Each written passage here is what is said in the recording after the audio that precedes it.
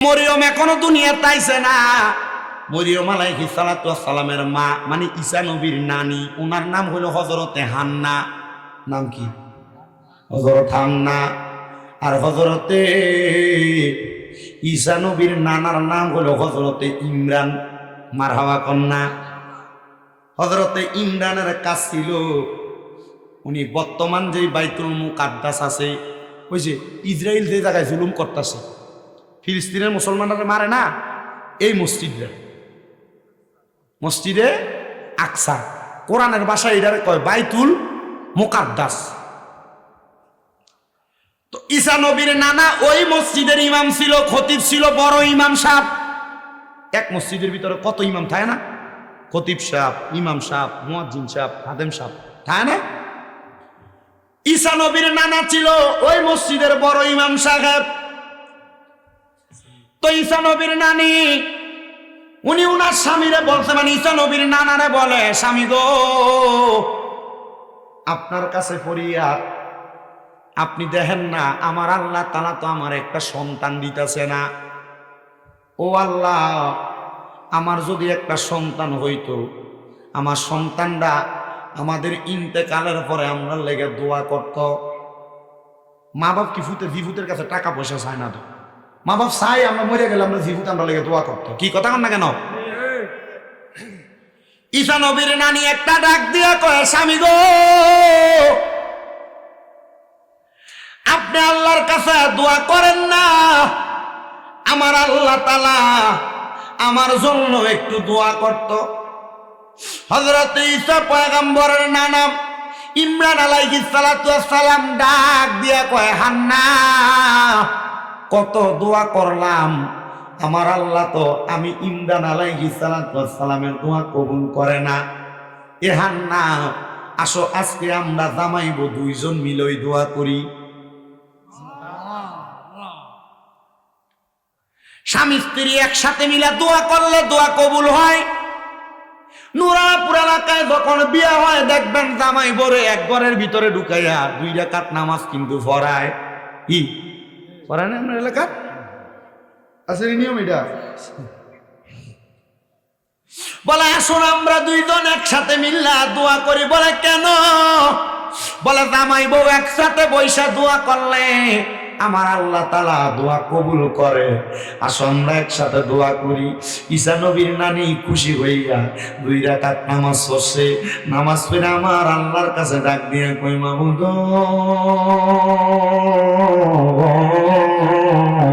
ও আল্লাহ, আপনি যদি আপনার একটা সন্তান দান না করেন, আমরা তো দুনিয়াতে সন্তান হারা মানুষ থাকবো। আমাদের সম্পদ আছে, টাকা আছে, পয়সা আছে, আমরা রেগুলারে কি ব্যবহার করব? খাওয়ার মতো কোনো মানুষ নাই।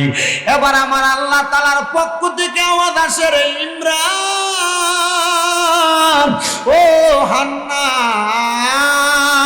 শুই না লও রে, আমি আল্লাহ তাআলা অল্প কিছু দিনের ভিতরে তোমাদেরকে একটা সন্তান দান করব।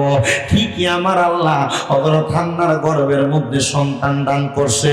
কিন্তু ভাগ্যের নির্মম পরিহাস, যেই দিন হযরতে হান্নার সন্তানটা দুনিয়াতে আগমন করবে, আগমন করার আগে হযরত হান্নার স্বামী মানে ঈসা নবীর নানা হযরত ইমরান দুনিয়া থেকে ইন্তেকাল করছে। বলেন ইন্না লিল্লাহি ওয়া ইন্না ইলাইহি রাজিউন। বাজান আমার গভীর মনোযোগ, অন্তরের কান লাগান আমার নুরালাপুর এবং আশেপাশে এলাকার ভাই বাবারা।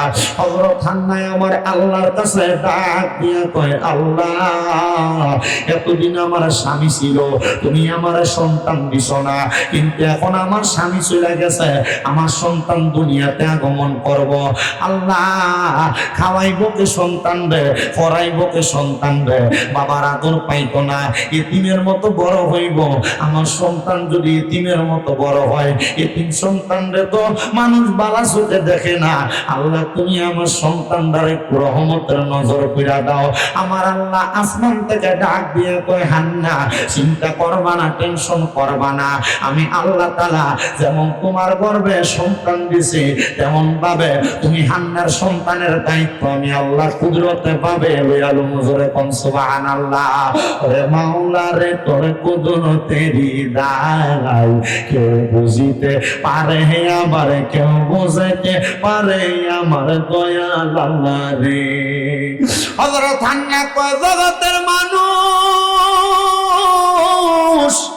আমার স্বামীর ইন্তেকালের 1 মাস পরে আমার সন্তান দুনিয়াতে আগমন করছে। নাম রাখলাম মরিয়ম। জোরে কন্যা নাম কি? নাম রাখলাম মরিয়ম।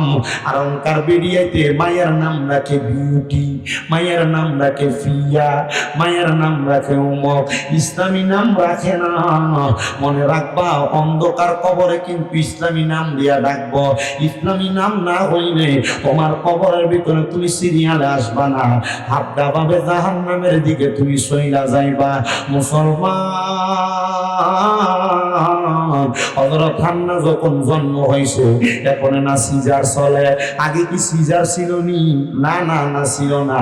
আল্লাহ কুদরতি ভাবে মা বোনদেরকে সেই ধৈর্য দিয়া দিছে। নরমাল ডেলিভারিতে দাইমা দিয়া সন্তান কত সুন্দর জন্ম গ্রহণ করত। বাজান আমার হযরত হান্না এমন ভাবে জন্ম নিছে, হান্নার গর্ভ থেকে মা মরিয়ম এমন ভাবে জন্ম নিছে। মা মরিয়মের মা ডাক দিয়া কইসা নবীর নানি কয়, আল্লাহর কসম রে, এই মরিয়মের আগমনের সময় আমি হান্নার একটু ব্যথাও লাগছে না। বলে কেন লাগছে না জানোনি? কারণ আমি আমার গর্ভে সন্তানদার লইয়া সকাল সন্ধ্যা আমার আল্লাহ তাআলার ডাকতাম, আল্লাহ তাআলার জিকির করতাম। আর অঞ্চলার ভিডিওতে সন্তান গর্ভে লইয়া মোবাইলের ভিতরে টিকটক দেখে। কথা কয় না? আরে জোরে কয় না, ঠিক কি না? আমি বলবো আমার নুরালাপুরের মা, ও মা, আমি চাই না গো তোমার সন্তানটা খারাপ হোক। আমি চাই তুমি যখন বুড়া হইবা, বিছনার ভিতরে প্রস্রাব পায়খানা করবা, তোমার ছেলেটা নিজের হাত দিয়ে তোমার প্রস্রাব পায়খানা পরিষ্কার করব। কিন্তু অনকালা সন্তানরা কামেল লোক রাখে মা বাপের ময়লা পরিষ্কার করবার লাগা। নুরালাপুরের মা সন্তান গর্ভের ভিতরে নিয়া আল্লাহর কোরআনটা ফইল, দেখবা তোমার সন্তানটা গাউসে পাক আব্দুল কাদের জিলানীর মতো হইব। খবর কি জানো না? আব্দুল কাদের জিলানীর মা ওনার গর্ভে নিয়া 18 পারা কোরআন শরীফ তেলাওয়াত করছে। গাউসে পাক দুনিয়াতে আইসা ওস্তাদের কাছে 18 পারা কোরআন শোনাইয়া দিছে। এই আব্দুল কাদের জিলানী কেমনে শোনাইলা? ডাক দিয়া কয়, আমার মা আমি আব্দুল কাদেরের গর্ভে নিয়া এই কোরআন তেলাওয়াত 18 পারা পর্যন্ত পড়ছে। আমি আব্দুল কাদের মায়ের গর্ভে এমনে থাকি নাই রে।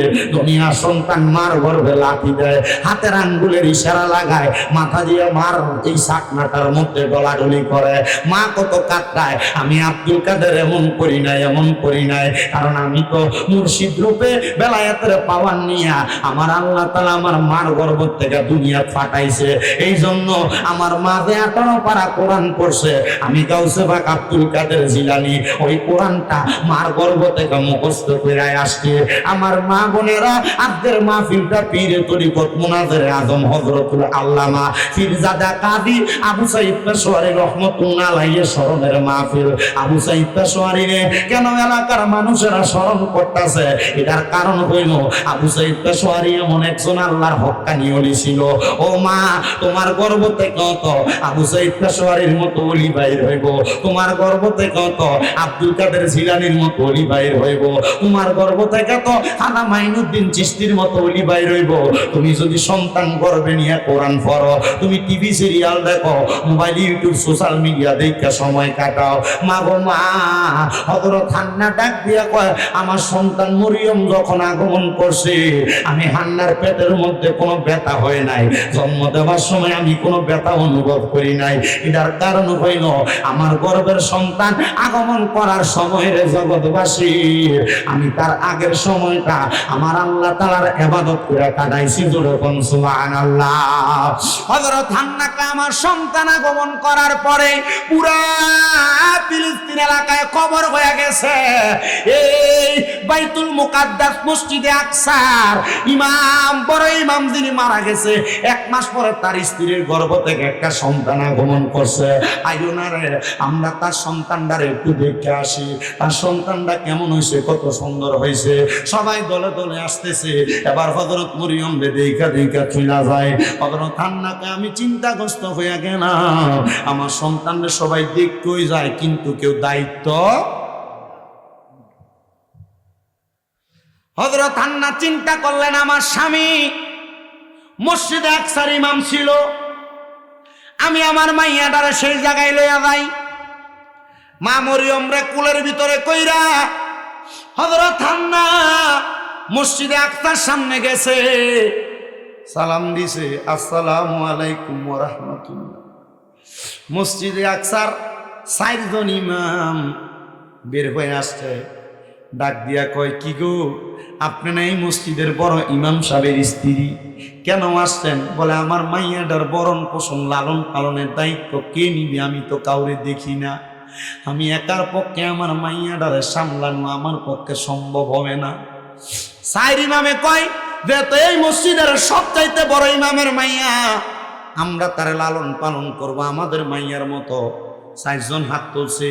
হযরত হান্না কয়, মাইয়া হইল একটা, লালন পালন করব 4 জন, আমি কার কাছে দিতাম? মারহাবা কন্যা। ও বাবা, আপনি যদি হক মানুষ হন, আপনার সহযোগিতা করার মতো মানুষের অভাব হবে না।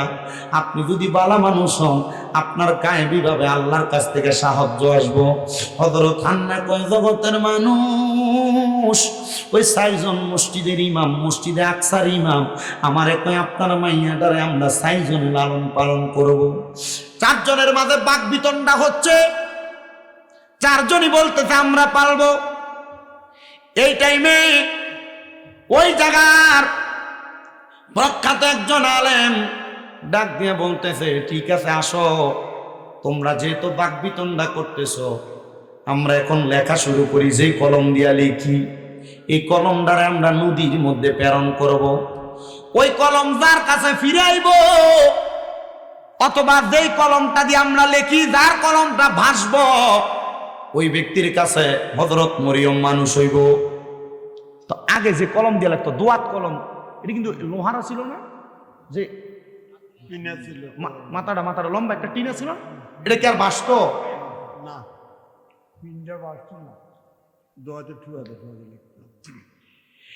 এবারে 4টা কলম সবাই নিছে, 4টা কলম নিয়ে নদীর মধ্যে মারছে। নদীর মধ্যে মারার পরে যার কলমটা বাসবো, তার কাছে হযরত মরিয়ম মানুষ হবে। মারহাবা। এবার এই 4 জন ইমামের ভিতরে হযরত মরিয়ম আলাইহিস সালাতু ওয়াস সালামের মা, মানে হযরত হান্নার বোনের জামাই, তাহলে মরিয়ম আলাইহিস সালাতু ওয়াস সালামের কি হইব? খালু না?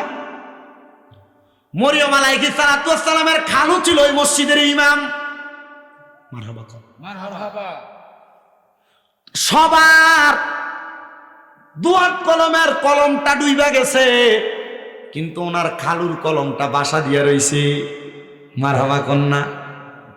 ওনার খালু কয়, যে তো মাইয়াটারে আমি পাইছি, বাইতুল মুকাদ্দাসের মধ্যে রাইখা তারে আমি মানুষ করব। মসজিদে আকসার মধ্যে রাইখা হযরতে হান্না, হযরতে মরিয়ম রে এমন ভাবে মানুষ করে রে, হযরত মরিয়ম আস্তে আস্তে বড় হইতেছে। হযরত মরিয়ম আস্তে আস্তে বড় হইতেছে। হযরত মরিয়মের বয়স যখন 10 থেকে 11 বছর, ওই এলাকায় একটা লোক ছিল যার নাম কুরসা। ওই কুরসা নামক লোকটা এলাকার মহিলাদের সঙ্গে বাদে সম্পর্ক করত, অপসম্পর্ক করত, বদ সম্পর্ক করত। এমন কোন মহিলাকে সে বাদ রাখে নাই যাদের সঙ্গে সে অপকর্ম করে বেড়ায় নাই। ওই কুরসা একদিন হযরত মরিয়মের ঘরের সামনে এসে দাঁড়ায় গেছে। হযরত মরিয়ম আলাইহিস সালাতু ওয়াস সালাম বলেন, আমি গোসল কইরাম, আমার মাথার ভিজা চুলগুলো আমি মুছতে লাগলাম, এমন টাইমে দেখলাম আমার দরজার মধ্যে কুরসা নামক বাজে লোকটা দাঁড়িয়ে গেছে। কুরসা আমার দিকে নজর দিয়া দিয়া চাই। তখন আমি মরিয়মের বয়স 10 থেকে 11। ওই কুরসা যখন আমার ঘরের সামনে আসছে, কুরসা আমার দিকে একটা বাঁকা নজরে তাকায়। আমি কইলাম, কুরসা রে, এই বাঁকা নজরে চাও? আমি জানি তো তোমার চরিত্রটা বড় খারাপ, আমার দিকে এমনি চাইস না রে। আমি জানি তুই আমার দিকে একটা লালসার চোখ দিয়া তাকাইছ। আমি মরিয়ম রে, তুই 2 রাকাত নামাজ পড়তাম দে, আমি নামাজটা শেষ করার পরে তোর যদি মন চায় আমার ইজ্জত হরণ করবি, তুই আমার সামনে আসবি। হযরত মরিয়ম কয়, আমি নামাজের মুসল্লাটা বিছাইয়া মসজিদে আকসার খাদেমার রুমের মধ্যে আমি 2 রাকাত নামাজের নিয়ত করছি। আমি 2 রাকাত নামাজের মধ্যে যখন দাঁড়াইছি, সাথে সাথে গো আমার চোখের বাণী গুলা বায়া বায়া পড়তাছে। এ পর্দার অন্তরালের মা নামাজের ভিতরে দাঁড়াইলে পাশের বাড়ির মহিলা কি শাড়ি পরছে, জামাই বিদেশ থেকে কল দিল, শাড়ির কথা কইবা, তোমার ভিতরে চিন্তা। এ মা নামাজের ভিতরে দাঁড়াইলে তোমার পেটে ব্যথা, পায়ের ব্যথা, তুমি এটা কিনা লাগবে, ওইটা কিনা লাগবে, এই কথা মনে হয়। নামাজের ভিতরে দাঁড়াইলে তরকারি চুলাই রেখে আসছো, তরকারি জাল দেওয়া লাগবে, এটা তোমার মনে হয়। নামাজের ভিতরে দাঁড়াইলে সন্তানটানি পানি থইরা যাকে, এই চিন্তা তোমার হয়। এ আমার বয়স্ক বাবারা, নামাজের ভিতরে দাঁড়াইলে আপনার ব্যবসার কথা মনে হয়ে জাগা, ফুটে অসুস্থ, ওষুধ কিনা লাগবে, টাকা নাই, অভাব আছেন, ঋণ আছেন, দেওয়া লাগবে, কথা মনে হয়ে জাগা। কেন ভয় জানেননি? কারণ আপনি এখনো পর্যন্ত খুশি এবং হুজুর সাথে নামাজ পড়তে পারেন না। নামাজের মধ্যে আল্লাহর সঙ্গে আপনার মেরাজ হয় না।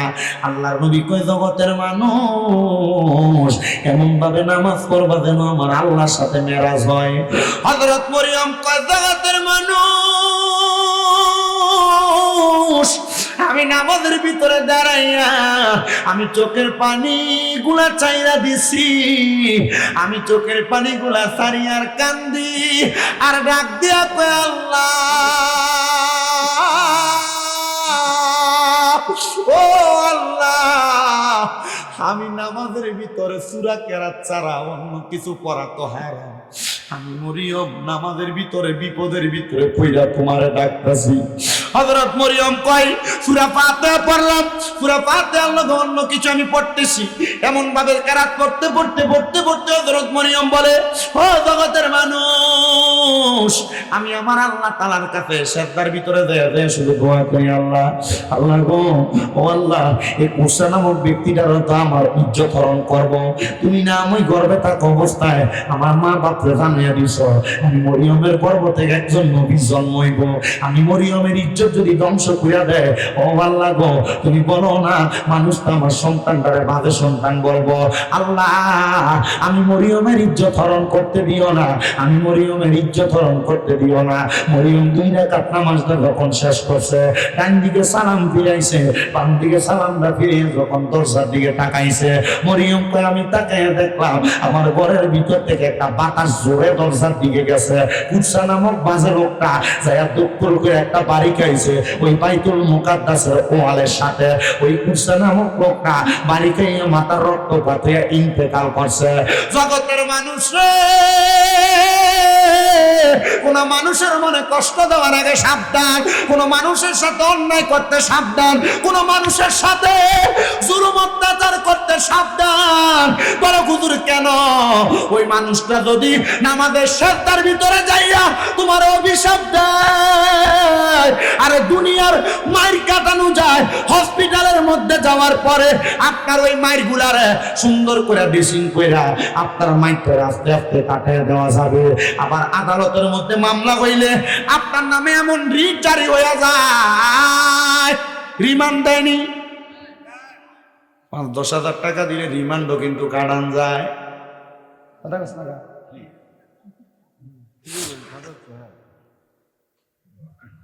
5 দিনের রিমান্ড চাইলে প্রতি 5,000, 1 দিনের রিমান্ড কাটা।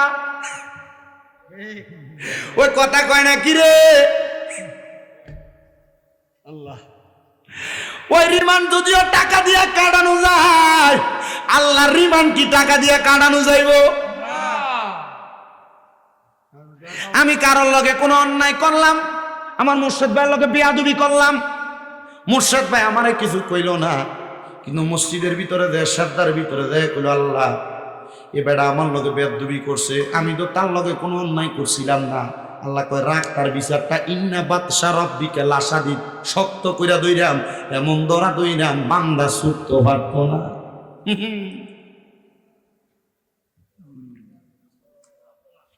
তো মাইনচেরে কষ্ট দিতে হিসাব কইরা দিয়েন, পরের হক খাইতে একটু বাচ্চা খাইয়েন, মাইনচের জায়গা খুঁড়ি গাড়াইতে একটু বুজ্জা গাড়াইয়েন, মাইনচের ওজনে কম দিতে বুজ্জা কম দিয়েন। কি কথা কয়? সুদের টিয়া গোসের টিয়া খাইতে বুজ্জা খাইয়েন, কারণ এটার কারণে কবরের ভিড়া কম ভিড়া না বেশি ভিড়া? হযরত মরিয়ম কয় আমি দুনিয়ার কোন আদালতে বিচার দিছি না, আমি বিচার দিছি একজনের আদালতে, একটা জবানও বন্ধ নাই। নুরালাপুরের মানুষ বলো ওই আদালতটা কার আদালত?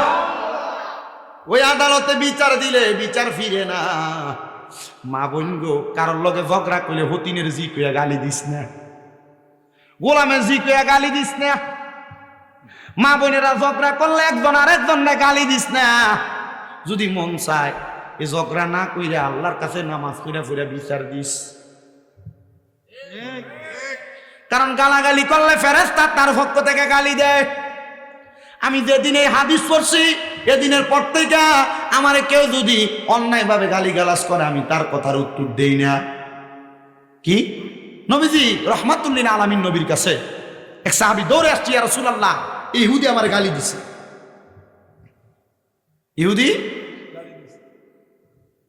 ইহুদি নবীজির সামনে এসে আবার গালি দিল। নবী আমার মুস্কি মুস্কি হাসে। সাহাবী ডাক দিয়ে কি, ইয়া রাসূলুল্লাহ আমার গালি দিয়ে আপনি দিয়ে হাসেন? ইয়া হাবিবাল্লাহ আমারে গালি দিয়ে আপনি দিয়ে হাসেন। সাহাবীটারে ওই ইহুদিটা আরেকবার গালি দিছে। নবী হাসি দেখে সাহাবী কয় নবী তো বিচার করে না। ওই সাহাবী তার গালির জবাব দিয়ে দিছে, আমার নবী মুখটা কালা করে ফেলছেন। সাহাবী কই, ইয়া রাসূলুল্লাহ, চিন্তা করছেন? প্রথম গালি দিছে নবী হাসে, দ্বিতীয়বার গালি দিছে নবী হাসে, তৃতীয়বার গালি দেওয়া নেই, বেটা কি করছে? উত্তর দিছে। নবী কি করছে? প্রথম হাসছে, পরে কি করছে? মুখটা কালা করে ফেলেছে।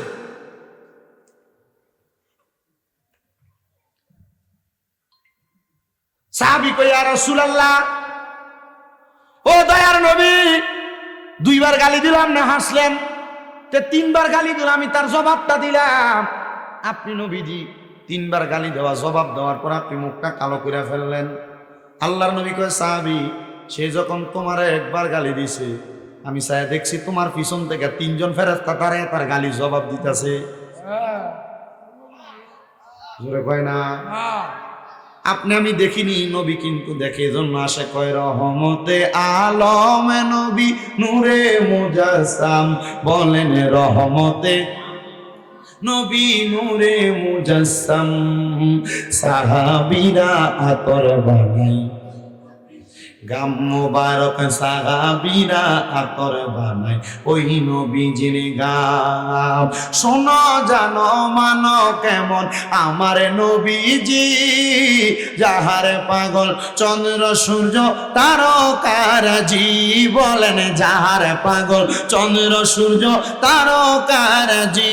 বাবা শোনো জানো মানো কেমন আমার নবীজি, যাহার পাগল চন্দ্র সূর্য তারকারাজি, যাহার পাগল চন্দ্র সূর্য তারকারাজি।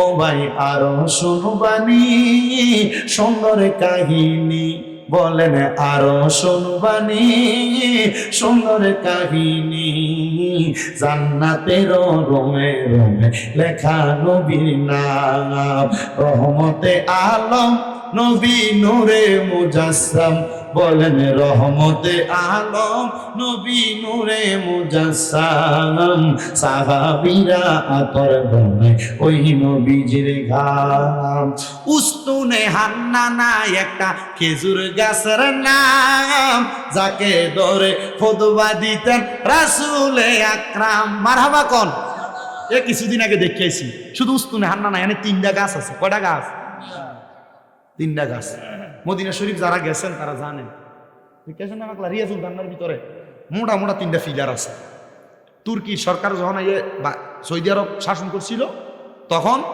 এই 3টা গাছের মানুষে সম্মান করে আদর করে দেখা তুর্কি সরকার এটি বাউন্ডারি করে এটা মোটা মোটা ফিলার বানাই দিয়েছে একটা গাছের নাম উস্তুনে হান্নানা একটা নাম উস্তুনে আহাদা একটা নাম উস্তুনে আয়েশা এই মোটা মোটা 3টা আসেনিও ফিলার তো যে উস্তুনে হান্নানা নবী যে এটা দৌড়ে দৌড়ে খুতবা দিত তো যখন নবীর মিম্বর হয়ে গেছে উস্তুনে হান্নানা গাছ সাহাবাই কেরাম লইয়া নবী বসে রয়েছে হঠাৎ করে কান্নার আওয়াজে তাই না আমি তাকাই দেয় কই থেকে কান্নার আওয়াজ আসে খেজুর গাছ নবীর লোকে কথা কই ইয়া রাসূলুল্লাহ আপনি তো আমার এই মিম্বর হওয়ার আগে আমার ধরে ধরে খুতবা দিছেন এখন তো মিম্বর হওয়ার পর আমার ভুলে গেছেন ইয়া রাসূলুল্লাহ এখন তার আমার ধরেন না এজন্য আমি এই সুখে কান্তাছি জোরে কোন সুবহানাল্লাহ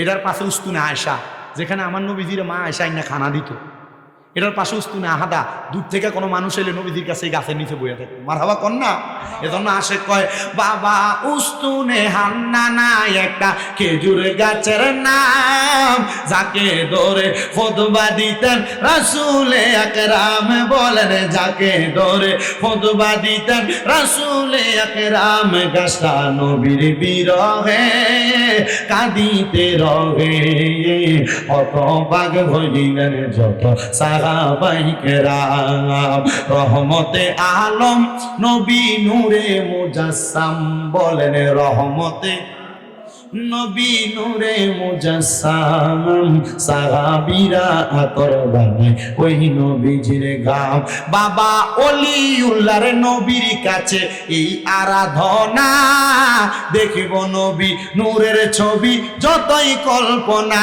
বলেন দেখিব নবী নূরের ছবি যতই কল্পনা আমার বিদায় বেলাতে নবী আসবে দেখিতে ঠিক কিনা তরিকতের ফাগলরার বিদায় বেলা নবী দেখতে আইবনি আর যদি নবী মরণের আগে না আইয়ে কবরে বিসমিল্লাহি ওয়া আলা মিল্লাতি রাসূলিল্লাহ কইয়া শোয়া দিলে নবী কয় আমি নবীজি তারে আমার কোল মোবারক নি জোরে কোন সুবহানাল্লাহ আমার বিদায় বেলাতে নবী আসবে দেখিতে আমার বিদায় বেলাতে নবী আসবে দেখিতে আমরা সবাই কিয়ামত করে জানাবো সালাম আমার মুসলমান তো যেই কথা বলতেছিলাম ওই সাহাবী যখন গালির জবাব দিছে নবীর মুখটা কি কালা না সাদা নবীর মুখটা একবার অন্ধকার করে ফেলছে সাহাবী কই ইয়া রাসূলুল্লাহ দুইবার গালি দিল আপনি হাসলেন তৃতীয়বার গালি দেওয়ার পরে আমি জবাব দিলাম আপনি নবীর মুখ মুবারক কালো করলেন নবী গো কারণটা কি জানতে চাই আমার নবী কয় তুমি যখন প্রথম গালিটা শুনলা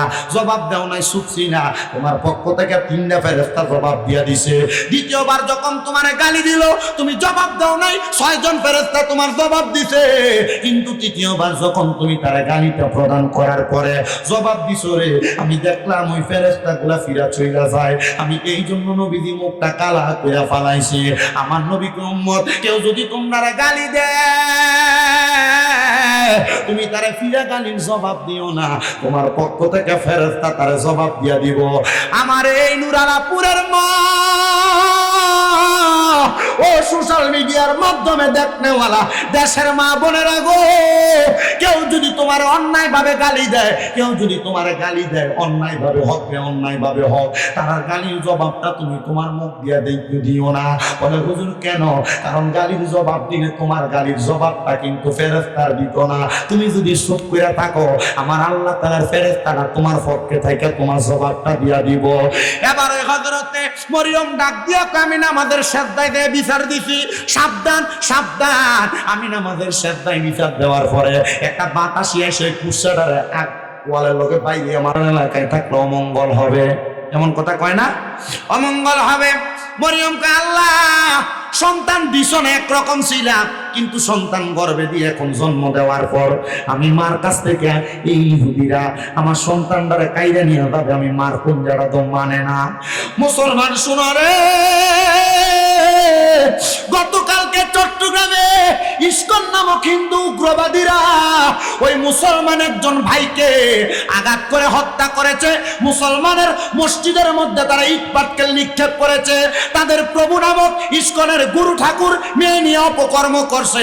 অপকর্ম করার কারণে তাকে জেল হাজতের মধ্যে দেওয়া হয়েছে। কিন্তু ওই ইস্কনের উগ্রবাদীরা মুসলমানের মসজিদের মধ্যে হামলা করেছে, মুসলমানের উপরে হামলা করেছে। বাংলার মুসলমানের ইমাম যদি থাকে গুরু গোবিন্দর মতো শক্তি নিয়ে ইস্কন যদি মুসলমানের উপরে হামলা চালায়, আল্লাহর কসম মুসলমানেরা ইস্কন নামক হিন্দুত্ববাদী উগ্রবাদীদেরকে শাহজালালের মতো আল্লাহু আকবারের ধ্বনি নিয়ে ইস্কনদেরকে বাংলা থেকে উৎখাত করবে। কথা বলেন ঠিক কিনা?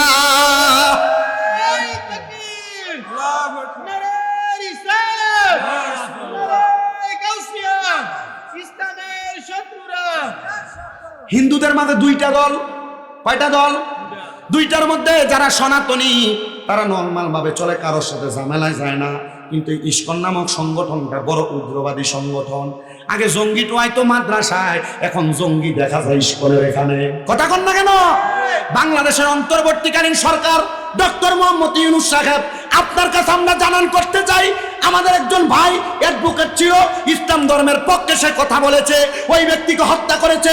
ওই ইস্কনের যে উগ্রবাদীরা বাংলাদেশের মসজিদের মধ্যে আঘাত করেছে, মসজিদে আঘাত করে কোটি কোটি মুসলমানদের অন্তরের মধ্যে কলিজার মধ্যে আঘাত করেছে। যে ইস্কনের সদস্যরা এই মুসলমানদের মসজিদের মধ্যে আঘাত করেছে, বাংলার কাঠগড়ার মধ্যে হিন্দুত্ববাদী ইস্কনদের শাস্তি হওয়া লাগবে। কথা বলেন ঠিক কিনা? দুই দাঁতের চোয়ালের মাঝখানে জিহ্বা যেমন নিরাপদ, সকল ধর্মের, মুসলমান ধর্ম ছাড়া অন্য ধর্মের সবাই মুসলমানের কাছে নিরাপদ। কথা বলেন না কেন? কিন্তু কয়েকদিন আগে হিন্দুত্ববাদীরা পূজা যখন করছে, মুসলমানরা পাহারা দিছিল। কি কথা বলেন না কেন? আমরা ওই মুসলমানদেরকে বলবো, যেহেতু পাহারা দিছেন, এখন দেখেন পাহারা দেওয়ার পরিণাম কি হয়ে দাঁড়াইছে। তারা আমাদের মসজিদের মধ্যে আঘাত করেছে। মসজিদ, মুসলমানদের কেবলাল মসজিদ বাইতুল্লাহ, এগুলাকে আঘাত করলে মুসলমান ঠান্ডা থাকবে না। আপনারা তো হুমনার এই গ্রাম অঞ্চলে থাকেন, হয়তোবা সোশ্যাল মিডিয়ার মাধ্যমে যুবকরা দেখে, আপনারা অনেকে দেখেন। মুসলমান একটা কথা মনে রাখবেন, বাংলাদেশের মধ্যে ভারতের এজেন্ডা বাস্তবায়ন করতে চায়। এরা চায় হিন্দুত্ববাদীরা মুসলমানদের বিভিন্ন ধর্মীয় পাঠশালাগুলা, বিভিন্ন ধর্মীয় কার্যক্রমগুলো বন্ধ করানোর জন্য, এগুলোর মধ্যে উগ্রবাদী জড়ানোর জন্য। এগুলা যদি করে, বাংলার মুসলমান কি এমনি বসে থাকবে নাকি? কথা বলেন না ঠিক কিনা? বাংলার মুসলমান এমনি থাকবে না। আরেকটা কথা জানান করে দিতে চাই, বাংলার মানুষ স্বাধীনতাও চাইছে। বাংলার মানুষ বাংলাদেশের জমিনে সহজভাবে, সরলভাবে, সঠিকভাবে চলাফেরা করার ক্ষমতাও চাইছে। কিন্তু বাংলার মানুষ চায় নাই কারোর উপর আঘাত হবে, অত্যাচার হবে। অত্যাচার হচ্ছে, মাদ্রাসার দুইটা ছেলেকে প্রথম আলোর অফিসের সামনে পিটিয়ে মারা হয়েছে। এটার বিচার এখনো হচ্ছে না। আল্লাহর কসম এগুলোর বিচার হওয়া লাগবে। কথা বলেন ঠিক কিনা? মুসলমান যদিও দুনিয়ার জমিনের ভিতরে বিচার না হয়, মুসলমান যদি আমাদের শ্রদ্ধার মধ্যে যে আল্লাহর কাছে বিচার দেয়, এটার বিচার কিন্তু হবে। কথা বলেন না কেন? হযরত মরিয়ম কয়, আল্লাহ তোমার কাছে শ্রদ্ধার যে বিচার দিতেছি, আল্লাহ আমার তো এরা বাজে কইতাছে, খারাপ কইতাছে, আমার সন্তান জন্ম দিয়েছে, কিন্তু সন্তানের তো বাপ নাই, সন্তানের পরিচয় নাই, আল্লাহ তুমি বিচার করো। এরা আইসে মরিয়ম আলাইহিস সালামের কোলে হযরত ঈসা নবী টান দিয়ে লয়ে যাবে। কেউ গর্ত করছে, কইছে এটা জেতা কানা এলাইবা। কেউ আগুন জ্বালাচ্ছে, কইছে ডাইরেক্ট আগুনে দিয়ে ফেলবা। যিনারা আগুনে দিত, তো উনি কি সাধারণ মানুষ না নবী? জোরে কন। হযরত ঈসা নবীর হাতের মধ্যে নিশি হুদিরা জীবিত অবস্থায় গর্তের মধ্যে ফেলে দিবে, আগুনে ফেলে দিবে। হযরত ঈসা পয়গম্বরের মা মরিয়ম আলাইহিস সালাম লগে লগে আল্লাহর কুদরতি কমে সাজদা দিয়ে দিছে। আল্লাহর সাজদা দিয়া কয়, আল্লাহ আমার সন্তানটা মাইরা লাইবো, আমি মা কেমনে সহ্য করব? মার মতো আদর কিন্তু ফুটেরারে কেউ করে না। ও বন্ধু, ওই মা বাবার মনে কষ্ট দিয়া দুনিয়াতে শান্তি পাইবে না, আখিরাতের মধ্যে শান্তি পাইবে না। সে তো তোমরা কোনোদিনও মায়েরই মনেতে কষ্ট দিও না, তোমরা কোনোদিনও মায়েরই মনেতে কষ্ট দিও না। আরে মায়ের মনে কষ্ট দিলে খোদা তো পাবি না, বলেন মায়ের মনে খোদা তো পাবি না তোমরা কোনদিনও, মায়েরই মনেতে কষ্ট দিও না। কত পাপী আছে যে মাকে কষ্ট দেয়, মায়ের মনে কষ্ট দিয়ে অভিশাপ নেয়।